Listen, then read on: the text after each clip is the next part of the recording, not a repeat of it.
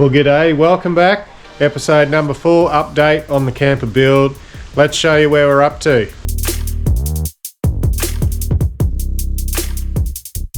Alright, so starting to look a little bit different. You'll notice it's grey and there's green bits on there. So I have painted all the timber grey, not for any particular reason other than I had grey paint lying around. Just trying to seal it before I fully enclose it.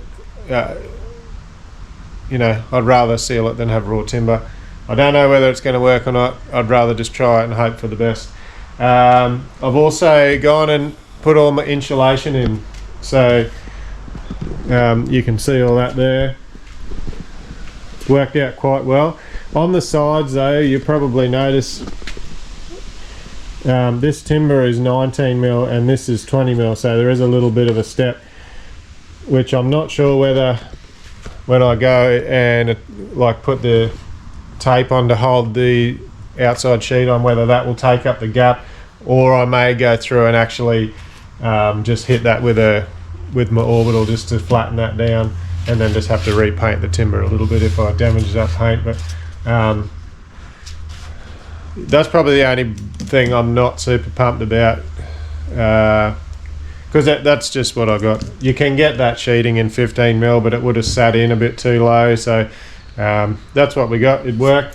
So that's worked quite well. Just glued that in with contact adhesive, so I sprayed the back of cut all my pieces, glued the timber, stuck it in there.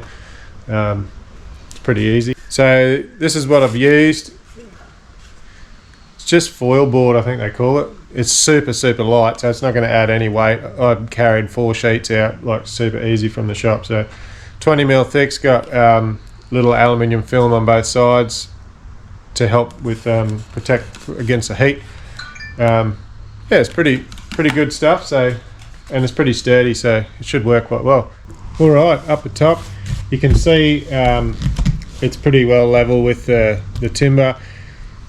Obviously 40mm timber. I've used 2 layers of foam, so that's worked quite well. The sheet will sit on there nice when we skin the outside. I left that piece out just to show you because I have run my wiring through for my lights. So I've just got my interior light there. There's another one under here, but I've covered that because you don't need to see all of them. So I've just run the wiring through. There's one running right across the other side there and down into there, which comes out here. So that's for the little awning light. There's one on either side.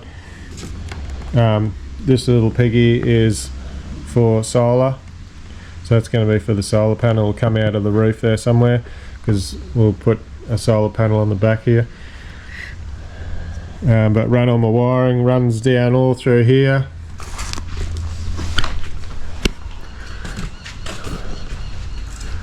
Runs down under this, down through here, and then out through the floor.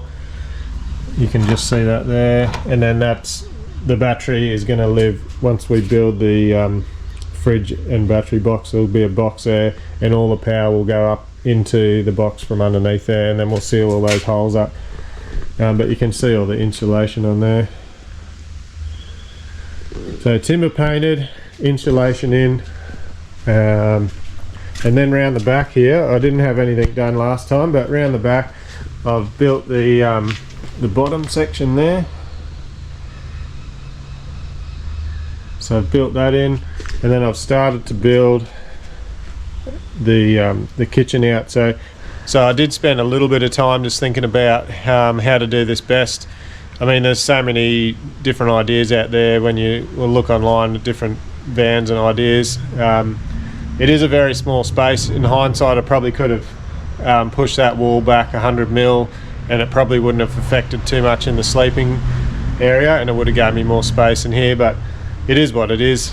I'll probably go through and do all the measurements for you, just rough measurements, so you've got an idea of how big things are, but it's not super deep. It's about 500mm, so that's going to be where the countertop is there. And then we'll have some cupboards up the top there, and then in here there's going to be, it'll make more sense when I've made it, but there's going to be another recess for the door to shut into. So then also I'm obviously going to have this big cavity under the bench top, like a storage boot. So I did toss up how to get in there. How's the best way to get into that area there?